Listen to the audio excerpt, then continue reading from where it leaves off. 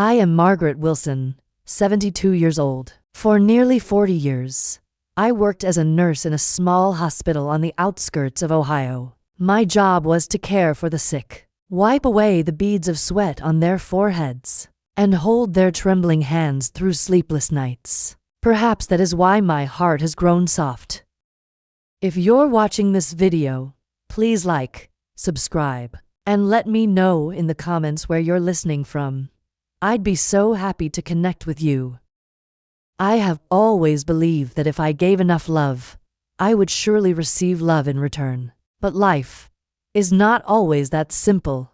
I became a widow early. Richard, my husband, died in a car accident when Ethan, our only son, was just 14. From that day on, I was both mother and father. I worked extra hours, took night shifts, so Ethan would have enough books and clothes, so he would never feel ashamed among his friends. I never once withheld anything from him. Ethan grew into a gentle, kind young man. He graduated from community college and found a steady job at a power company. I thought, at last, all my sacrifices have been repaid. My boy has a future.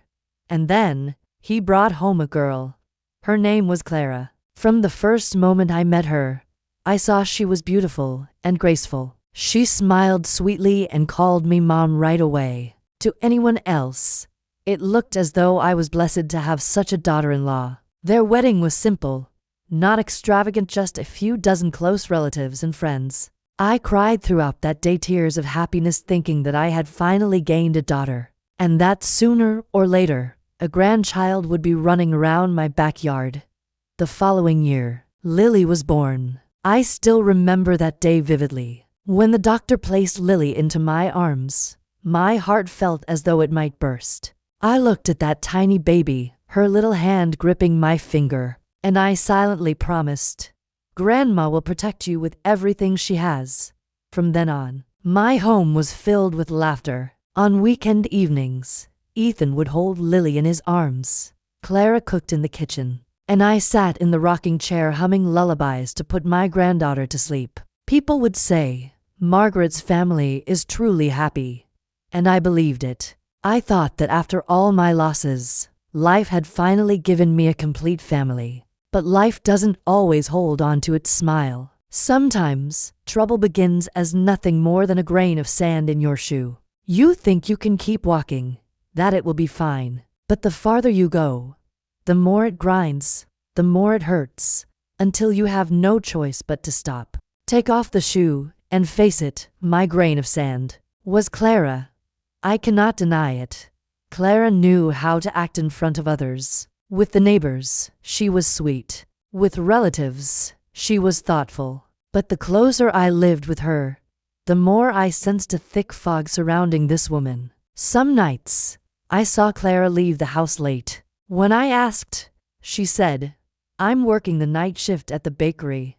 I wanted to believe her, but her eyes avoided mine. After decades as a nurse, I knew too well the look of someone hiding something. Then there was the shopping. I noticed Clara's closet was always full of new dresses, expensive handbags, yet Ethan still wore the same old shirts from years ago. Ethan worked hard, his paycheck enough to live on, but not more. So where did the money come from? I asked myself, but stayed quiet, afraid of straining the family's harmony. I kept telling myself, maybe she's good at managing money. Maybe she's more capable than I think.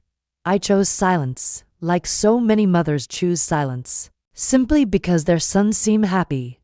But there was one thing I could not ignore. One afternoon, while I was folding clothes in my room, Lily, my beloved granddaughter, came in and sat beside me. She was only 12, but she knew more than I expected. She asked me, "Grandma, why did Mom say I have to dance?"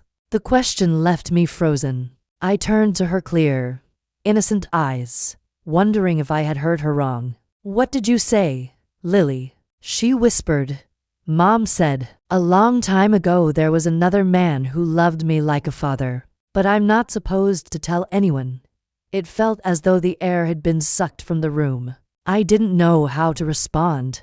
I just held Lily tightly, my heart pounding, my mind spinning. In that moment, a missing piece of the puzzle slipped into place, and I realized my family was not as whole as I had believed. I had lived my whole life believing in love and honesty, but now, facing my granddaughter, I understood something was terribly wrong, and sooner or later, the truth would come to light. That night, I sat alone in the kitchen. Outside, the wind howled through the bare branches. On the table, a cup of tea had gone cold. I looked up at the photo on the wall, a picture of Richard, Ethan, and me when Ethan was just 8. And in my late husband's eyes, I seemed to hear a message. Margaret, protect your son and your granddaughter. Do not let them be swallowed by lies. And I knew then, my journey began. A journey I never imagined, at 72, I would have to face. The journey of uncovering the truth within my very own home. I still remember the suffocating feeling when Lily innocently asked me, "Grandma, why did Mom say I have to Dad's?" That naive question haunted me for days. I tried to convince myself I had misheard, or that Lily had simply misunderstood something. But the more I thought about it, the more I realized there were too many strange things surrounding Clara, my daughter-in-law. Clara often went out at night, always with some excuse, working extra hours at the bakery or meeting friends. I wanted to believe she was truly busy, but Lily's words kept echoing in my head. Each time Clara walked out the door in high heels and an expensive coat, my heart clenched tighter. One night, I decided to follow her. I was never the type to meddle in others' private lives, but I had been a nurse for 40 years. I knew one thing. When your instincts scream that something is wrong, they are usually right. Quietly, I trailed Clara into town. Instead of turning toward the bakery as she had claimed, she walked straight to a small bar with neon lights flickering outside. From a distance, I stood frozen, my heart pounding. I saw Clara step inside. A few minutes later, a middle-aged man, well-dressed, successful-looking, entered and embraced her. They sat close together, whispering, laughing softly, as if they had nothing to hide. I trembled all the way home, unable to believe my own eyes. I didn't want to jump to conclusions. Maybe he was just an old friend, maybe a colleague. But deep down, I knew Clara was not being truthful. After that night, I began paying closer attention to the family finances. Ethan worked tirelessly, yet there was never any extra money. Every month, he sighed, "Mom, I just need to hang on until payday." And yet Clara always had something new. A watch, a designer handbag, expensive cosmetics. One day, while tidying the living room, I stumbled upon a credit card bill that had slipped out of Clara's purse. The amount was over $7,800, spent entirely on luxury stores. My chest tightened painfully. I had lived frugally my whole life, counting every penny to raise my son. And now, my daughter-in-law had burned through that much money in just 1 month. Worse still, the bill wasn't even in Clara's name. It was in Ethan Wilson's. In that instant, I understood. Clara had been using Ethan's card. Did my son know? Or did he turn a blind eye because he loved her too much? But Ethan, the son I once knew, was slipping away. He became distant, withdrawn, weary. Some days he came home with a heavy face, saying nothing. On certain nights, he sat in the garage for hours, staring into the void. I would knock gently, asking, "Ethan, what's wrong?" He only shook his head. "I'm fine, Mom." But I knew he wasn't fine. His eyes revealed everything. The boy who used to share every thought with me was now a man burdened with secrets, and I couldn't shake the feeling that Clara was at the center of it all. Then, one evening, Clara went out and left her phone on the table. The screen lit up, an incoming call, a number I didn't recognize. The contact name read, Mr. D. I normally never touch other people's belongings, but somehow, my finger pressed the answer button. A man's voice came through. "Clara, why haven't you replied to my messages? You promised you'd talk to me. I don't want to have to confront you in front of your husband." I froze. my heart dropping to the floor. I quickly ended the call, my hands trembling so badly I nearly dropped the phone. When Clara returned, I pretended to know nothing. But from that day on, I understood. Clara was living a double life. What pained me most was not the betrayal between husband and wife, it was the effect on Lily. She was only 12, yet there was already sadness in her eyes. She spoke little, often sitting silently in her room, sketching. One day, I happened to see one of her drawings. A house split in two, and in the middle, a little girl clutching a teddy bear, tears streaming down her face. I asked gently, "Lily, why did you draw this?" She whispered, "Because I feel like our family isn't like other families. Dad is always quiet. Mom goes out a lot. I don't know who will stay with me." Her words shattered my heart. I wanted to hold her tight and promise that everything would be okay. But would it really be okay when the truth itself was already cracking apart? One morning, at the market, I ran into Mrs. Martin, our close neighbor. She pulled me aside and whispered, "Margaret, I don't know if I should say this, but I've seen Clara often with a strange man lately. They're in the same car, sometimes even holding hands. I don't want to interfere in your family's affairs, but I think you should know." I thanked her, but inside I was in turmoil. Rumors now matched what I had seen with my own eyes. I could no longer pretend. One afternoon, while cleaning Clara's room after she had rushed out, I discovered a wooden box under the bed. Inside were envelopes stuffed with cash, $100 bills, at least 15,000 in total. There were also photographs. Clara sitting beside the same man from the bar, the two of them gazing at each other with unmistakable intimacy. I sat frozen, my hands trembling violently. I realized Clara was not merely deceitful, she was living a parallel life. And sooner or later, it would destroy my family. That night, I did not sleep.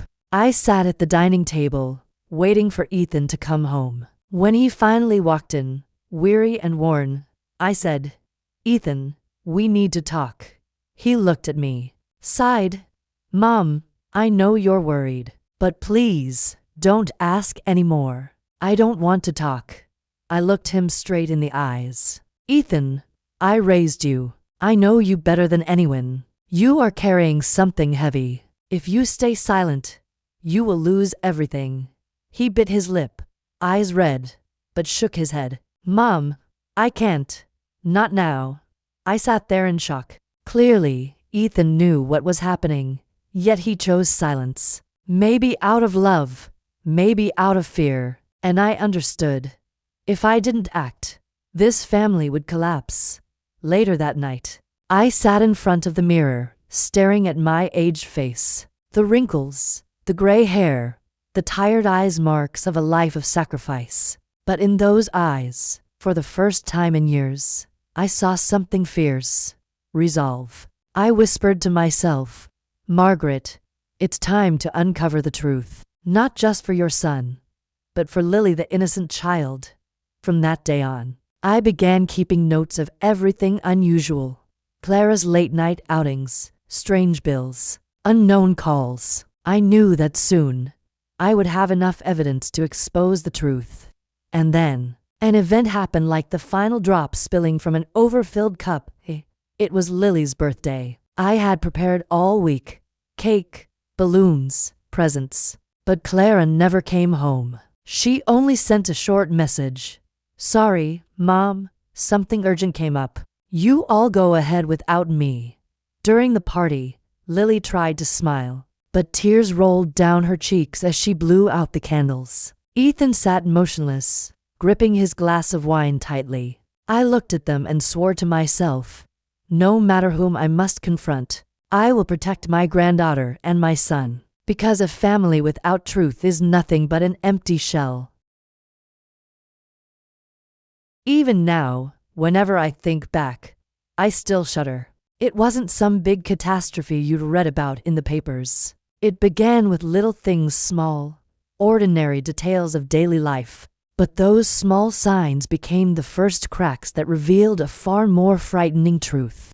That morning, like any other, I made myself a cup of black coffee with no sugar, opened the newspaper, and prepared to enjoy a bit of peace. Then, my phone buzzed. A text from the bank. Transaction of $780 at Rosemont Boutique has been approved. I read the message again and again. Rosemont Boutique, a luxury fashion store on the edge of town. I was 72. My wardrobe held only simple clothes. Cotton dresses, cardigans, old flats. I had never even set foot in a place called a boutique. At first, I thought it was a system error. I called the bank right away, but they confirmed it was indeed Margaret Wilson's credit card that had been swiped there. Then I turned on my computer, logged into my account, and my heart nearly stopped. It wasn't just Rosemont. There were dozens of other charges. A luxury spa, $1,200. A seaside hotel, $389. An upscale nail salon, over $200. Even weekly ride services. I sat there trembling, scrolling, counting. Each number cut into me like a knife. All my life as a nurse, I had learned to live frugally. My husband and I once lived on egg sandwiches for a week just to save for Ethan's tuition. And now, my hard-earned retirement savings were vanishing into spas, hotels, and boutiques. Then I saw a detail that made my blood run cold. Under the secondary linked email of the account was a familiar name, Clara Wilson. At that moment, I went still. Images flashed in my mind: Clara's gentle smile, her careful hands cooking dinner for the family. I had once thought, how lucky Ethan is to have such a devoted wife. But what else hid behind that smile? That afternoon, I couldn't take it anymore. I called Clara into the kitchen. I sat upright, with a printed stack of statements on the table. Clara, I need to talk to you. She walked in, removing her sunglasses, and only then did I notice they were the exact designer brand listed in one of the transactions. She set down her grocery bag and said sweetly, "Yes, Mom, what is it?" I slid the papers toward her. "These charges. Do you know about them?" Her eyes flickered just for a second with something like panic, but she quickly recovered her composure. "Oh dear, that must be a mistake. Remember once you asked me to order vitamins online? Maybe your card was saved on my phone. Perhaps I accidentally used it when paying." I said nothing. I turned to the next page. Velvet Glow Aesthetics, $1,200. Was that vitamins too? She gave a little laugh, the kind that sounded rehearsed. "Oh, that's a spa. I went with a friend. I must have used the wrong card. I'll transfer the money back. And this, Oceanside Hotel and Bar, $389. She hesitated, then tilted her head, answering softly, "That was a work trip, Mom. I had to stay overnight with colleagues. I'm sorry for the oversight." I tapped my fingers on the table, slow and steady. "Then why is your email linked directly to my account?" "Clara, this isn't a mistake. This is deliberate." The kitchen fell silent. Clara folded her arms, her expression shifting. Her voice dropped low. "Mom, why are you accusing me? In a family, whoever pays first doesn't matter. I didn't think this should be such a big deal. But it seems you don't trust me anymore." Friends, when I heard those words, I felt my chest tighten until I couldn't breathe. People often say a daughter-in-law is like a daughter. I had held onto that hope for more than a decade, and now my own daughter-in-law was turning my trust into a sweet trap. My voice shook, but I forced it steady. "Clara, family means sharing and honesty. I have never given anyone permission to use my card for these things." She stayed quiet for a while. Then tears welled up, tears that seemed timed to perfectly. "Mom, I'm sorry. I just didn't want you to worry. Please, don't tell Ethan. He's already under so much stress at work. I promise I'll pay it all back." I looked at her and knew those weren't real apologies. They were just another mask, another tactic. I sighed. "Fine, I won't make a scene, but I'll be changing my card. And Clara, Don't you ever try this again. She nodded, forcing a smile. But in her eyes, I caught a chilling glint. That night, I lay awake. The clock ticked, each sound echoing in the silence. I replayed every glance, every word from Clara. And you know, sometimes in moments like these, you realize a family that looks solid can crack apart, all from a single swipe of a credit card. I whispered to myself, Clara, what else are you hiding from me? What I didn't know then was that this question was the doorway to a far more terrifying truth. It was a Sunday. Ethan had taken an extra shift at the hospital, and Clara said she had errands to run. I stayed home with Lily. The two of us sat in the backyard, where I had planted rows of yellow chrysanthemums, Robert's favorite, my late husband. Lily was 12 now, that fragile age between innocence and awakening. She was sketching the neighbor's cat, while I sipped my tea, watching her bent over the paper. I asked, Lily, you really like drawing, don't you? She smiled, dimples showing. Yes, Grandma. Mom says I'm like him. He's really good at drawing. He taught me a few times. I froze for a moment. In my head, the words echoed. Him? I pressed gently. Who, sweetheart? Who is this him your mom talks about? Lily glanced at me, as if she had just slipped. She hesitated. I forgot his name, but Mom says he's her close friend. I've met him a few times. He buys me ice cream.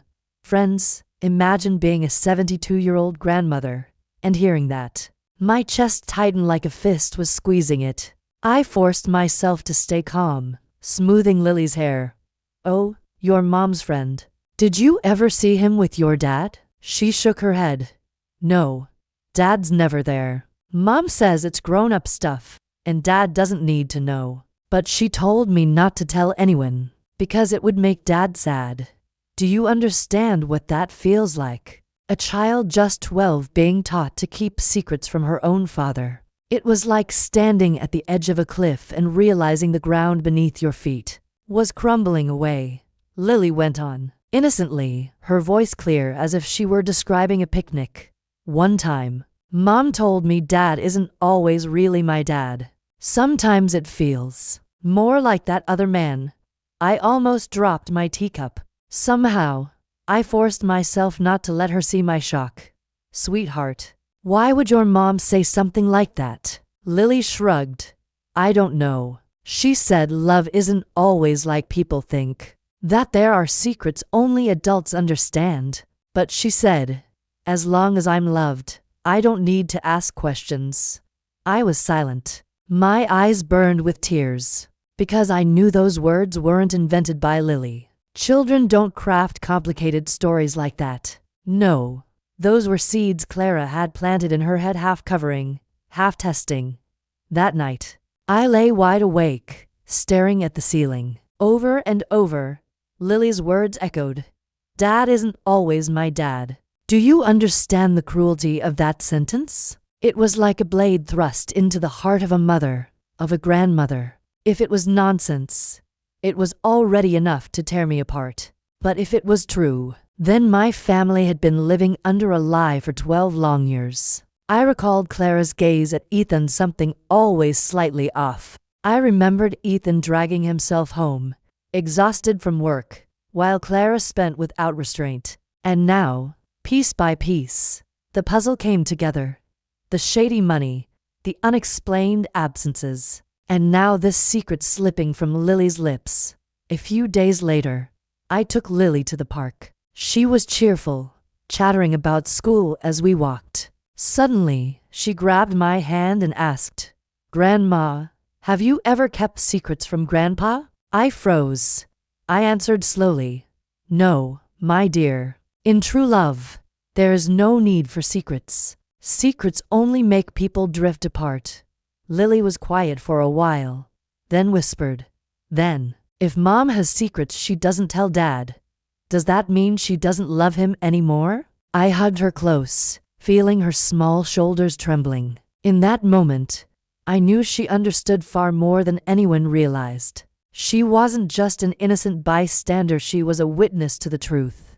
When we got home, Clara was sitting in the living room, smiling pleasantly as though nothing had happened. I looked at her, my heart burning with questions. I wanted to shout, to confront her right there, but I held back, because I knew if I made a scene, the ones most hurt would be Ethan and Lily, so I stayed silent. But in my heart, I swore, "Margaret, you cannot look away. If this is true, it will destroy your son. And if Clara has deceived us all, you must be the one to tear away that mask." My dear friends, if you've been with me since the beginning of this story, you surely understand how heavy my heart feels now. I have heard things from Lily that shattered me. I've seen the pieces begin to fall into place. Clara's suspicious spending, her nights out, and now my granddaughter's innocent slip of the tongue. I knew I could no longer stay silent. I had to speak to Ethan, my only son. Ethan is a gentle, kind man, but he has always been soft-hearted. When his father Robert was alive, Robert was his anchor. But after Robert passed away, I saw how Ethan lost that firmness. He became easily swayed, especially by Clara, and I believe that is why his life is slowly being controlled. That evening, I sat in the living room, waiting for Ethan to come home from work. I brewed a pot of tea, set it on the table just like I used to when he was a boy. I wanted our talk to begin in warmth, not war. When Ethan walked in, his face was weary, his clothes carrying the faint smell of disinfectant from the hospital. "Mom, you're still awake." Ethan smiled faintly, trying to hide his fatigue. I invited him to sit. "Son, I need to ask you something. Will you have some tea with me?" Ethan sighed, sank into the chair, teacup in hand. Looking at him, I suddenly saw the boy he used to be, sitting on my lap while I read him fairy tales. But tonight, the story was no fairy tale. I began, "Ethan, I've noticed many strange things lately. Clara often goes out at night, and there's the matter of the credit card. Do you know about this?" Immediately, he set down his cup, his voice tense. "Mom, that's... Clara takes care of all that. I'm busy with work. Don't worry. Clara knows how to manage. Do you hear it, friends? Just one short line. Clara takes care of all that." But in those words, I heard surrender. My son had handed over control completely. He didn't dare question. He didn't dare face the truth. I softened my voice.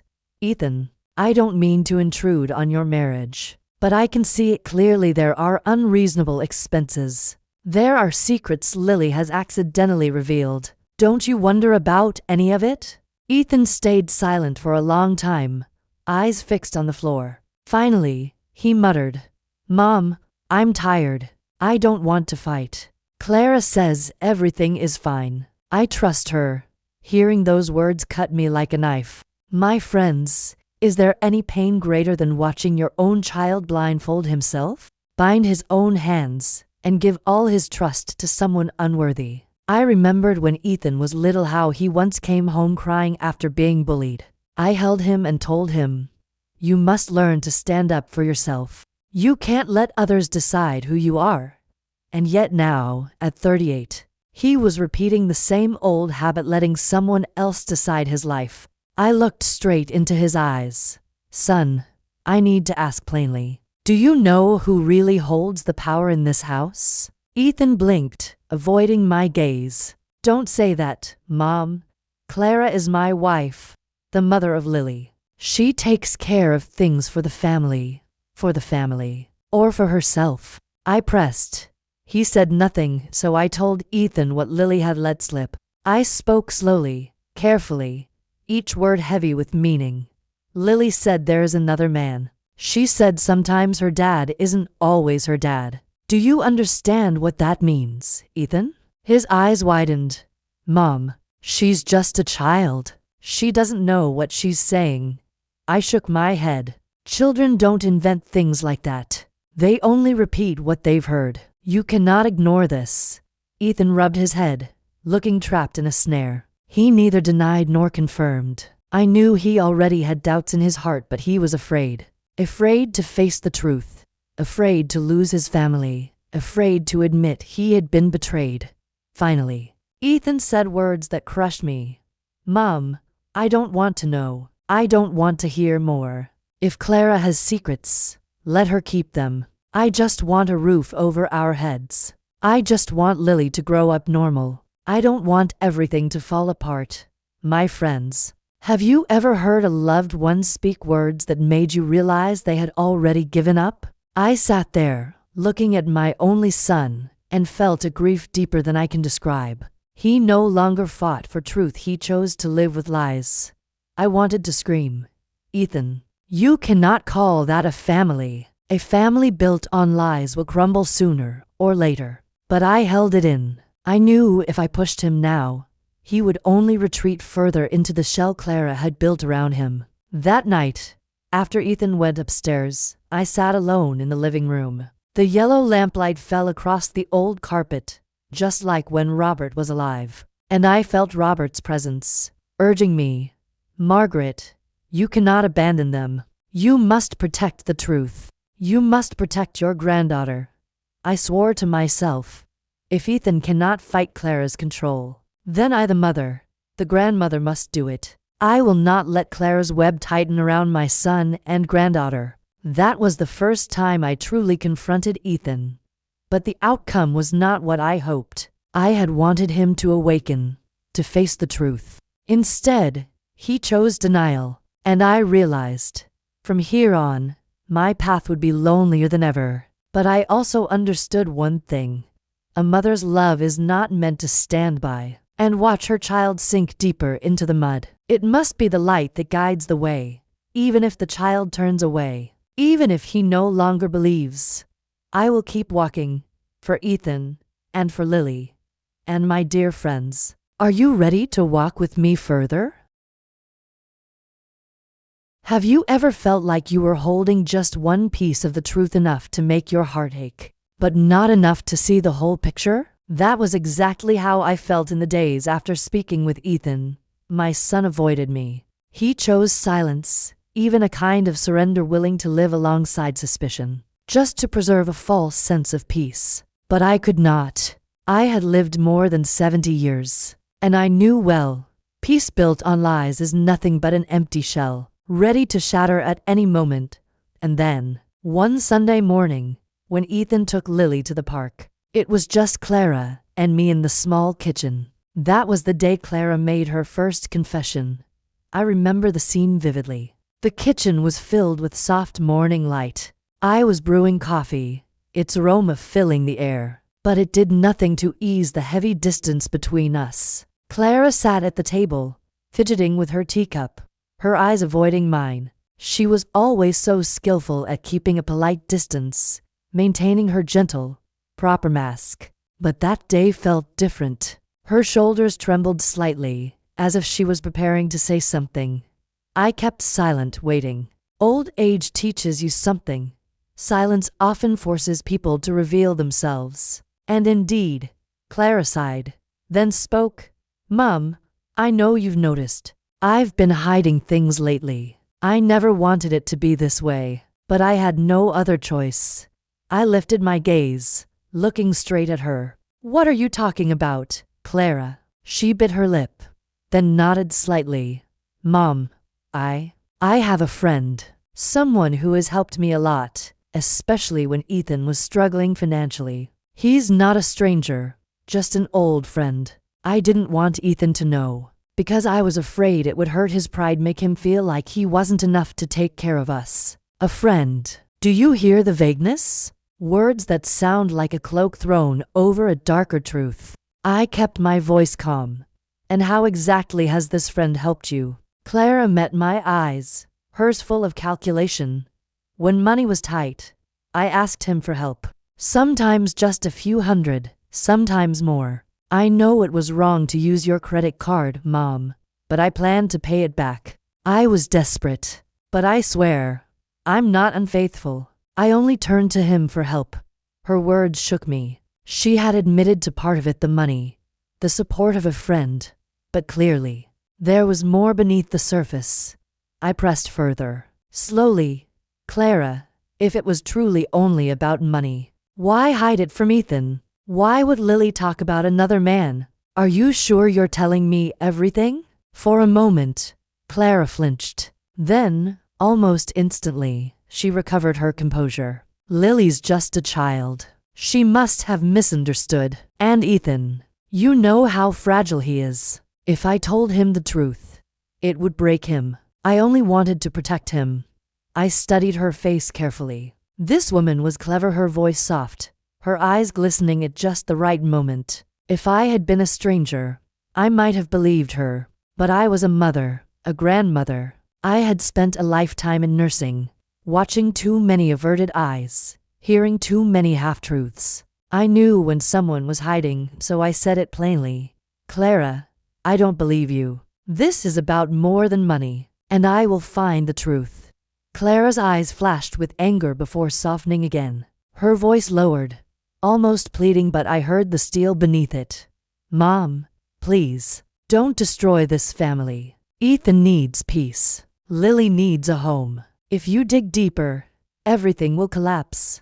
Friends, do you recognize it? That was not a plea, it was a threat, wrapped in gentleness. She wanted me silent. She wanted me blind. But I knew, the more I closed my eyes, the crueler the truth would become. I answered firmly, Clara, a real family cannot be built on lies. The peace you talk about is only a shadow, and I will not let you keep hiding. That afternoon, when Ethan and Lily returned, Clara immediately slipped back into her suite, attentive role, smiling, asking about their day. Setting the dinner table, Ethan sat down, oblivious, never suspecting the storm beneath the surface. But I knew I had just heard a half-confession. Clara admitted to money. She admitted to a friend.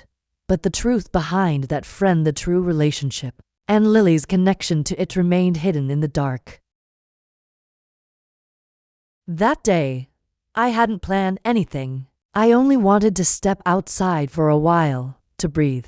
After so many sleepless nights haunted by Clara's half-truths. But fate brought Dorothy, my dearest friend of more than 40 years, to me. She became a living witness, handing me the missing piece of the puzzle. Dorothy and I had known each other since our nursing days. She was always the straightforward type, never one to beat around the bush. That morning, we met at a little cafe in town, the same one where we had shared countless confidences over the years. Dorothy studied me for a long while, then tilted her head. Margaret, you don't look well. Losing sleep again? I forced a smile, ready to brush it off. But her eyes had grown sharp from decades of reading patients' faces. I sighed. Dorothy, there are things at home. I don't even know where to begin. But I can't shake the feeling Clara isn't who she seems. Dorothy stayed quiet, sipped her tea, then suddenly pulled her phone from her bag. She scrolled quickly, then turned the screen toward me. On the screen was a photograph, and instantly, I recognized her, Clara. But it wasn't the gentle, dutiful wife and daughter-in-law face she wore at home. In the picture, she wore a simple dress, but her eyes and smile were a light and energy I hadn't seen at our dinner table in years. Beside her was a man I had never seen before. Mid-40s perhaps, tall, with a touch of gray at his temples, dressed with quiet elegance. But it wasn't him that made my heart stop. It was the small hand clutching his. Lily, my granddaughter, smiling brightly, gazing up at him with admiration as if he were someone close, someone safe. My heart pounded. In that instant, all my doubts, all the questions I had buried for months came crashing through the surface. I stammered. Where did you take this? Dorothy explained. The day before, she had been passing through the shopping center when she spotted Clara with a strange man. And there was Lily, holding his hand. Curious, she snapped a quick photo, thinking she should show me. At first, I thought maybe he was just a colleague or a friend, Dorothy said. But the way Lily looked at him, That wasn't casual. You know children, Margaret, they don't fake things like that. They only trust someone deeply when there's real closeness. Her words pierced me like a blade. She was right. Lily was shy, reserved, never quick to attach to strangers. So then, who was this man? And why did she cling to him so naturally? Friends, I have known the sharpest grief the day I lost my husband.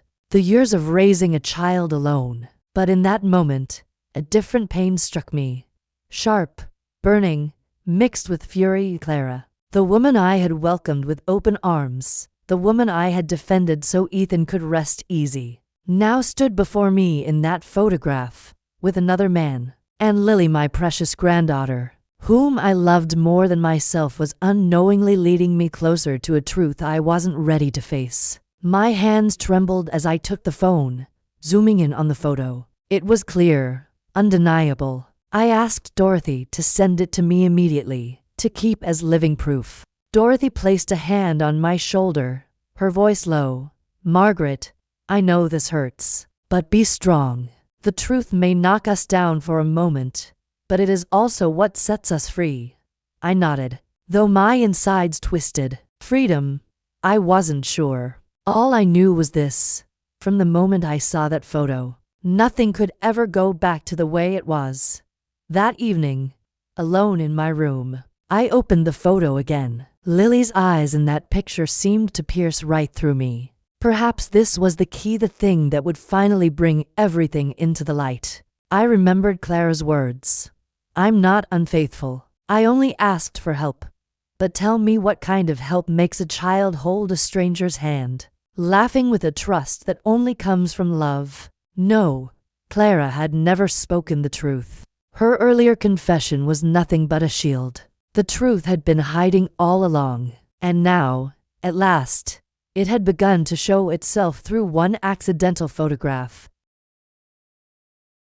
My dear friends, perhaps there's no pain greater than watching your child be betrayed, except for one thing, realizing that even your granddaughter, the little one you love more than life itself, has been the living witness to a lie carried for 12 long years. Let me tell you about the day I learned the truth. The day when every wall in my family, already cracked for so long, finally collapsed completely. After Dorothy handed me that photograph, Clara with a strange man, Lily holding his hand, I could no longer sleep. I lay in bed, eyes wide open, staring at the ceiling, my heart clenched as though in a vice. 100 explanations rushed through my mind, but I kept whispering to myself, no, it must be a misunderstanding. Maybe he's just a colleague. Maybe Lily was just being friendly. But then reason struck back. Children don't pretend the way adults do. If Lily smiles and holds his hand so naturally, then they've shared a bond for a long time. I began to piece things together. Lily's slips about that man who picked her up, Clara's wary eyes whenever I asked questions. Everything fit. I knew I could not live forever inside suspicion. I needed proof. I needed the truth. One afternoon, I invited Dorothy over. I shared my torment with her. She listened quietly, then placed her hand firmly on mine. Margaret, if you want to put an end to the doubts, there's only one way. A DNA test. I froze. That word shook me to my core. DNA. It wasn't just a medical procedure, it was a door to another world. A place where truth could not be denied, where every assumption turned to dust. But how? I asked. Clara would never agree. You don't need her permission, Dorothy said. A few strands of hair, something belonging to Lily. The results will tell all. I remember sighing, fear and relief mixed together. Yes, this was the only path left.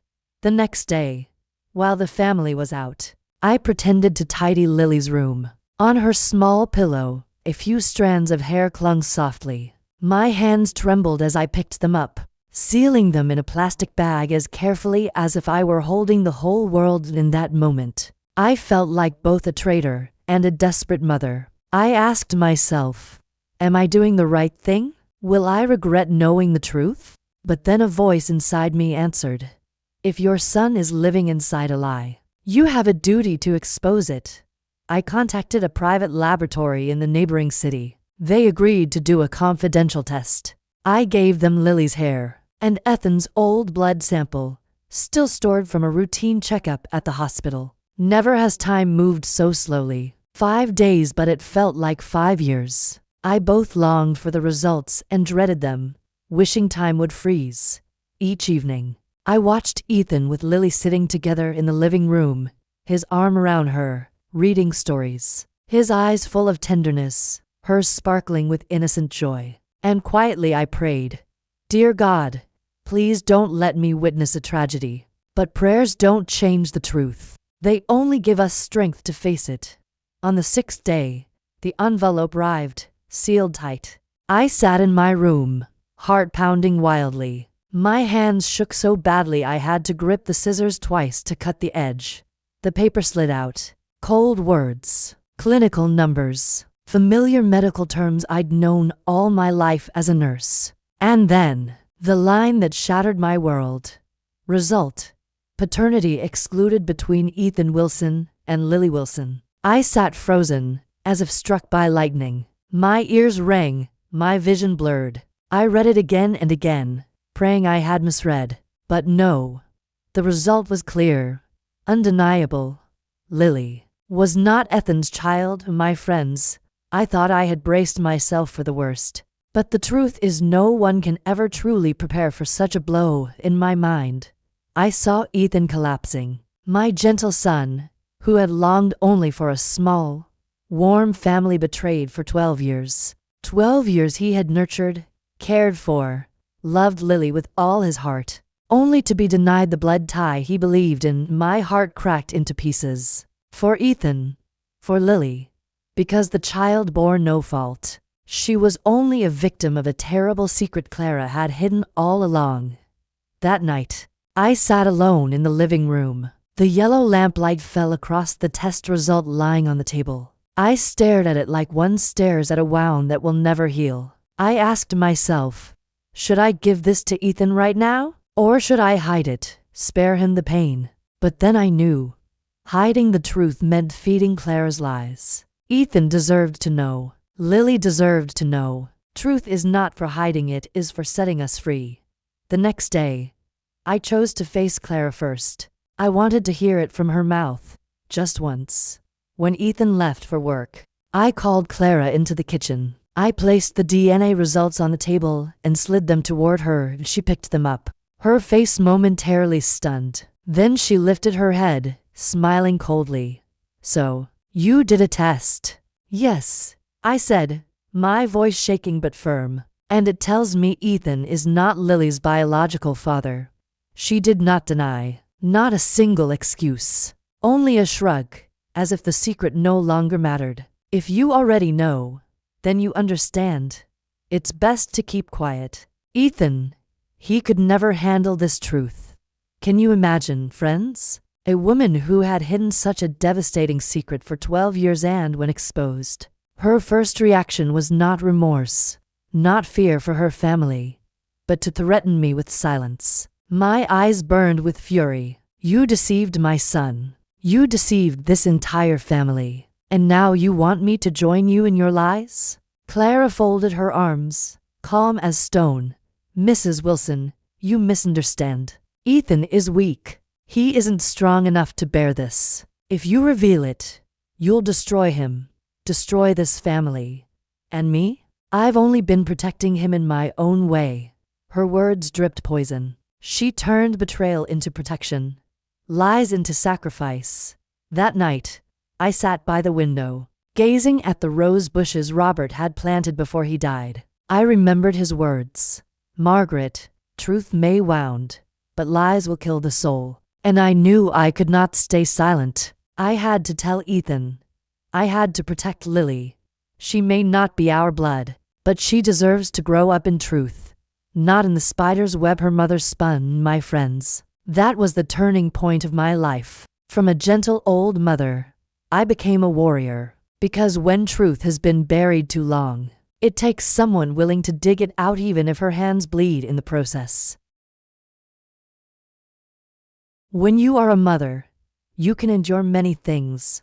Loneliness, illness, even poverty. But to watch your own child betrayed, to see his heart shatter right before your eyes, that is a pain no words can ever describe. That evening, I couldn't wait any longer. Ethan sat in the living room. Lily was asleep, and Clara was on the phone in the kitchen. I stepped in, envelope in hand. "Ethan," I began, my voice trembling, "I need to talk to you. Right now." My son looked up, startled. Perhaps he had never seen such gravity in my eyes. I handed him the envelope. "Read it, son."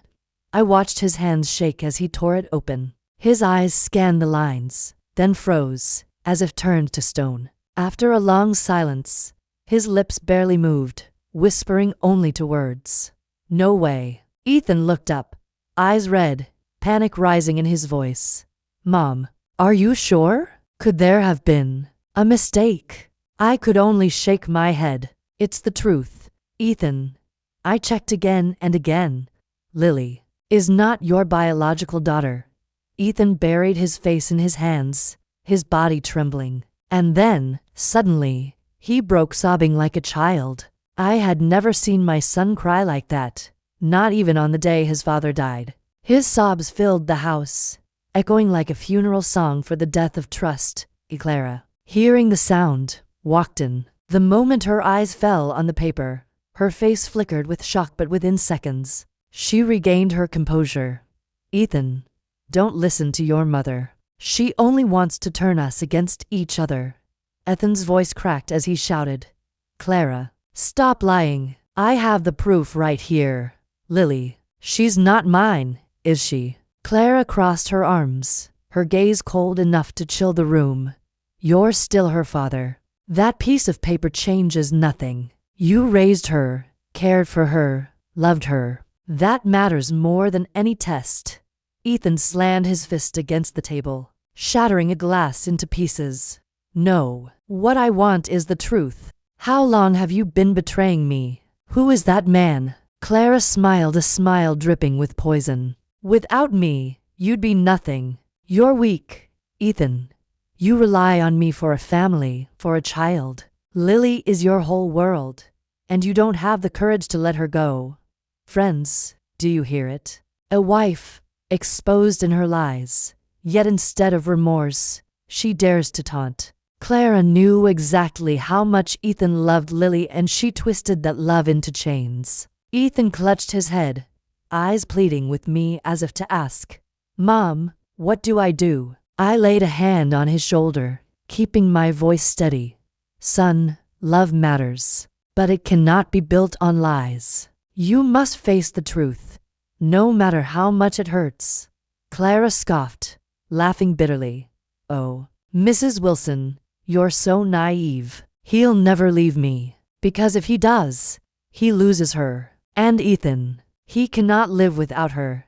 Ethan suddenly rose, his eyes ablaze with pain and rage. "Shut up, Clara, enough. All these years, I trusted you, loved you, poured everything into this family, and this is how you repay me?" He pointed at her, his voice shaking but fierce. "You didn't just betray me. You stole 12 years of my life. You made me a fool, raising another man's child without knowing. Clara, you destroyed everything I ever believed in." Clara was silent for a few seconds, then answered, her voice cold as ice.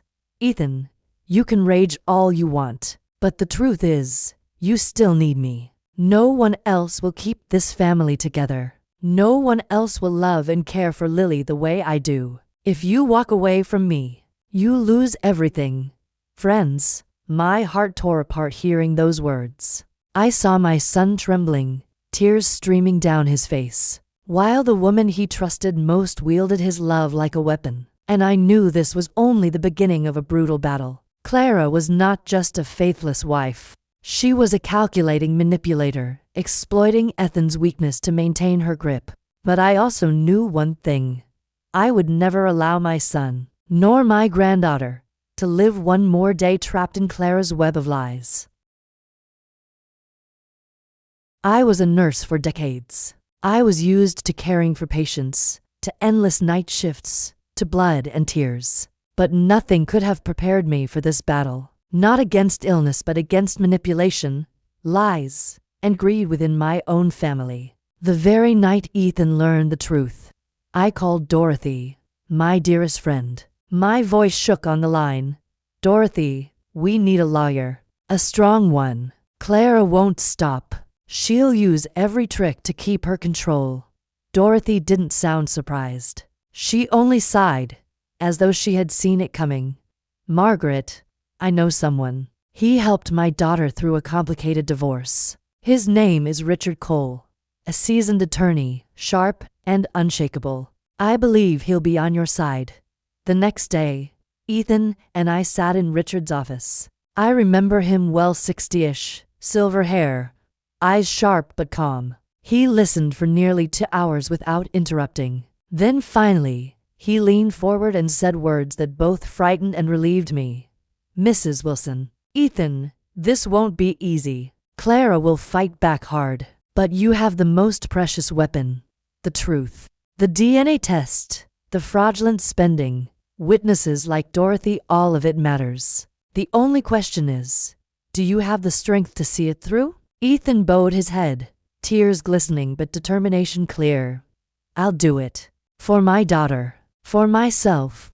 Barely a week after Ethan filed for divorce and custody, Clara struck back. She hired a young, sharp attorney and accused me, her mother-in-law, of being the root cause of the marriage's collapse. In her filing, they wrote that I had interfered excessively in the private life of my son and his wife, that I had sown suspicion and destroyed their marriage. Reading those words was like swallowing glass. You see, friends, nothing cuts deeper than having your love turned into blame. But I knew Clara had nothing left but to smear me.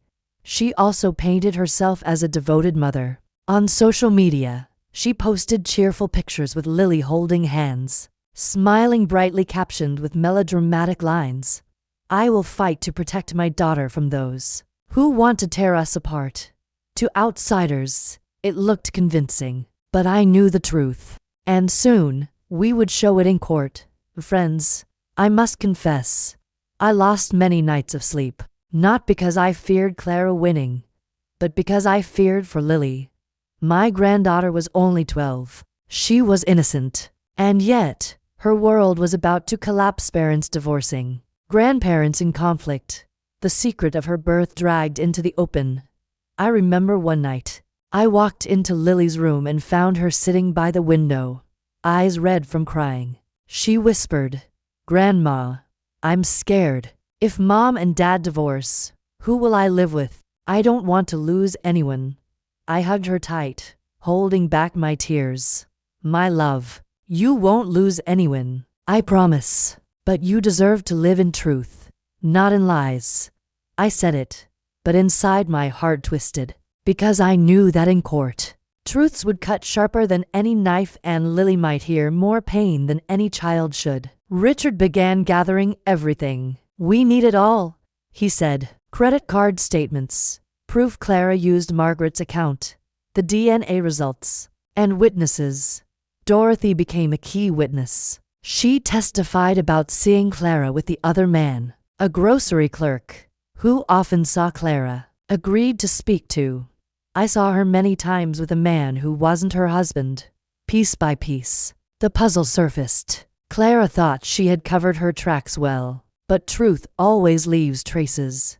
Before the trial, there was mediation. For the first time in weeks, we all sat in the same room. Clara wore black, her face carefully made up, posing as weary, fragile. Her lawyer began, "Your Honor, Ethan is being manipulated by his mother. Mrs. Wilson has poisoned his mind, pressuring him to break this marriage. Clara only wants to preserve a whole family for her daughter."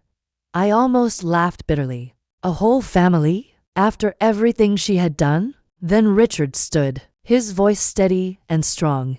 "We have evidence showing Clara Wilson engaged in long-term infidelity, and DNA results proving Lily is not Ethan Wilson's biological child. We also have records of Clara using Mrs. Wilson's credit card without permission. This is not interference. This is protection.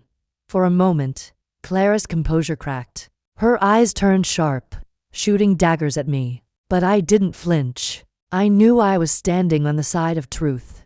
Friends, before this, I thought the law was distant, dry, incapable of healing family wounds. But now I understood. The law is a shield for the deceived, the manipulated, the weak. I didn't wish Clara imprisoned, nor her name ruined. What I wished was simple: for Ethan to be free, for Lily to live in truth, and for me not to be made the scapegoat of their lies. When the judge set the trial date, I felt both relief and my heart racing. This was it, the moment of truth. Every secret, every shred of evidence, every witness would be exposed to the light. I turned to Ethan, placing my hand on his shoulder. Son, remember this. This isn't just a fight for custody. This is a fight for dignity, for truth, for our family's soul. And Ethan nodded, eyes fierce with resolve, a strength I hadn't seen in years. The legal battle, its preparation, was the most exhausting time of my life. Clara had struck back. We had gathered our proof, and both sides knew there was no turning back. There are days in life when you know nothing will ever be the same afterward. For me, the day I stepped into that courtroom was such a day. I remember the morning clearly, the sky gray, the air chilled, as if nature itself knew that another storm awaited within the walls of the county courthouse. I wore my deep blue suit, the one I saved for only the most solemn of occasions. Ethan walked beside me, thinner, worn, but with eyes more resolute than I had ever seen. When we entered the courtroom, I caught a glimpse of Clara across the aisle. Black dress, face calm, but her eyes burned with hatred as she looked at us. Beside her sat her attorney, a young man with sharp features, clearly hired to fight with every trick in the book. And I breathed deeply, whispering to myself, Margaret, this is not just a trial. This is where your son seeks justice, and where your granddaughter must finally be freed from 12 years of lies. Judge Williams, a silver-haired man with a steady, solemn voice, opened the session. Today, we hear the case of Ethan Wilson versus Clara Wilson, concerning custody and financial disputes. Let me remind you, this is a court of law, not a stage for family theatrics. I looked at Ethan, his hand clenched tightly, as if drawing strength from those very words. Clara's lawyer began first, painting her as the devoted mother. Your Honor, Clara Wilson has cared for Lily since the day she was born. She has worked tirelessly, carrying the family while her husband has been weak, and while her mother-in-law interfered excessively. Ethan Wilson cannot raise a child alone. We urge the court to keep custody with Clara. Clara dabbed at her eyes with a tissue, letting a few tears fall. To strangers, it might have looked convincing, but I sat there, boiling inside, because I knew better. I knew that masked well. Then Richard, our attorney, stood. His voice rang out clear and commanding. Your Honor, we present evidence that Clara Wilson concealed a crucial truth for over a decade. This DNA test proves that Lily is not the biological child of Ethan Wilson. For 12 years, Ethan has lived a lie about his own family. The room fell silent. I could hear Ethan's heavy breathing beside me. Clara lowered her gaze, but her white-knuckled grip on the chair betrayed her fear. Judge Williams studied the papers, then lifted his eyes. This is irrefutable evidence. Clara Wilson, how do you respond? Clara raised her head, her voice trembling, yet carefully calculated. Yes, I made mistakes in the past, but Ethan is still the only father Lily has ever known. She loves him. A test cannot erase 12 years of love and responsibility. Her words stabbed me. For yes, Ethan had loved Lily as his own, but love cannot be used as a shield for deceit. Richard pressed on. In addition, we have proof that Clara used Mrs. Margaret Wilson's credit card for personal expenses without consent. These are the bank statements and receipts. I was called to the stand. My knees trembled slightly, but I took a deep breath and spoke. Your Honor, I once trusted Clara as a daughter. I kept my card in a kitchen drawer, thinking it might help in emergencies. But I began to see charges: expensive clothes, spa treatments, even trips I never knew about. When I asked, Clara said it was a misunderstanding. But it wasn't. It was theft. The judge nodded, making notes. My heart pounded as I stepped down, but I felt lighter because at last, the truth had been spoken aloud. Dorothy, my dearest friend, took the stand next. Her voice steady. I saw Clara with another man, more than once. And once, I saw Lily holding his hand like they knew each other well. I wanted to deny it, but the truth was plain. Clara's lawyer tried to counter. Perhaps just a colleague, a friend. Dorothy answered firmly. If so, why at midnight? Why the secrecy? The courtroom murmured. I saw Clara's mask beginning to crack. Then Ethan took the stand. His voice shook, but his eyes were steady. Your Honor, I loved and trusted my wife for 12 years. I worked myself to exhaustion believing I had a happy family, but I have been betrayed. I don't want Lily to live in lies any longer. I ask this court to grant me custody, so she can have a home built on truth, not manipulation. His words broke me. Tears slid down my face, but this time they were mixed with pride. Clara's lawyer fought back. Your Honor, Clara may have erred, but she is Lily's biological mother. To separate them would leave scars that may never heal. Ethan cannot manage full-time care, and Mrs. Margaret at 72 is too old to support him. His words cut deep, but Richard rose swiftly. Ethan has stable employment, and Margaret with a lifetime of nursing experiences, more than capable of supporting her granddaughter. More importantly, Clara's actions are not mere mistakes. They were deliberate deceptions, long-term manipulation for financial and personal gain. Judge Williams fell silent for a long moment. The weight in the room pressed down so heavily I could hear my own heartbeat. Finally, he spoke.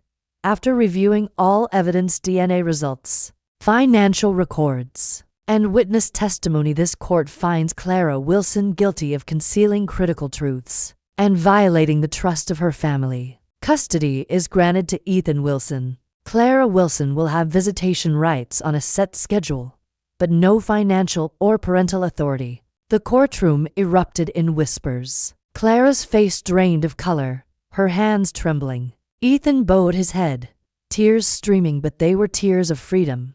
And I lifted my face, drawing in a deep breath, as though 12 years of weight had finally fallen away. As we left the courtroom, Clara brushed past me, hissing, "You'll pay for this." For meddling. I looked her in the eye, calm and steady. "Clara, I didn't meddle. I protected my son and granddaughter from your lies." Then I stepped outside, into the sunlight, feeling its warmth as though it were freedom itself welcoming me home. My dear friends, that was the day of reckoning, the fateful trial when justice finally tilted in our favor. Not because we were perfect, but because we had the truth. My dear friends, when the courtroom doors closed behind me, I knew I had stepped into a new chapter of my life, a chapter no longer weighed down by suspicion, deception, or fear of manipulation. This was the chapter of truth, of real love, and above all, love liberation.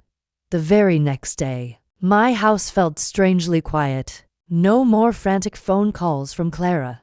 No more of Ethan avoiding my eyes. No more family dinners where we sat at the same table but carried hearts full of lies. Instead, I heard the pure laughter of Lily echoing through the hallway. That laughter, muted for 12 years by secrets, now sounded like a hymn of salvation. Warming my weary heart, Ethan decided to move closer to me, so Lily could have stability. I turned Robert's old room into a little study corner for her. A wooden desk, a shelf filled with children's books, and a window looking out over the garden. When Lily saw it, she threw her arms around me, her eyes sparkling. "Grandma, now I have my own place to study and draw." The sunflowers in the garden bloomed brighter than ever, as if they too knew it was time to face the light again. I remembered Robert once saying, "Margaret, sunflowers always turn toward the sun." no matter how long the night lasts. Now I understood it wasn't just about flowers. It was about life itself. Of course, Ethan still bore wounds. One evening, after Lily had gone to bed, I found my son sitting on the porch, eyes red. Mom, I feel like such a failure. For 12 years, Clara hid the truth from me. I didn't protect my daughter. I sat beside him, taking his hand in mine, my voice soft but firm. Ethan, you are not a failure. You were simply a man who loved the wrong person and trusted too deeply. But because of that love, Lily had 12 years of care and security. And today, you were strong enough to protect her from lies. That is victory. My son broke down in tears. And in that moment I realized, a mother's love has the power to heal even the deepest wounds. Clara left town a few weeks after the trial. People whispered that she had gone with that man to another city. I didn't care anymore. Her presence was nothing more than a shadow in memory. I know the day will come when Lily asks me, "Where is my mother?" And when she does, I will tell her the truth, but gently, so she understands that real love does not always come from the one who gave you life. One Saturday afternoon, Dorothy came to visit. We sat together on the wooden bench in the garden, watching Lily ride her bicycle, her golden hair shining in the sun. Dorothy squeezed my hand and smiled. "Margaret, do you see? In the end, everything has found its rightful place." I nodded, eyes brimming with tears. Yes, things were no longer perfectly polished, but they were whole because they were built on truth. Friends, I share this story not to revel in Clara's downfall, but to remind us of something important. True motherhood isn't defined by blood, but by sacrifice and love. Truth may be hidden for a time, but it will always find its way into the light. And above all, courage to face the truth even when it hurts is the key to protecting those we love. I, Margaret Wilson, 72 years old, have learned that liberation is not about forgetting the past, but about facing it, standing tall, and daring to move forward. My dear friends, if this story has touched your heart, I invite you to leave a comment and share your thoughts or your own experiences. And don't forget to subscribe, so we can continue to listen, to tell, and to live through stories together, stories that may be yours, or perhaps someone you once knew.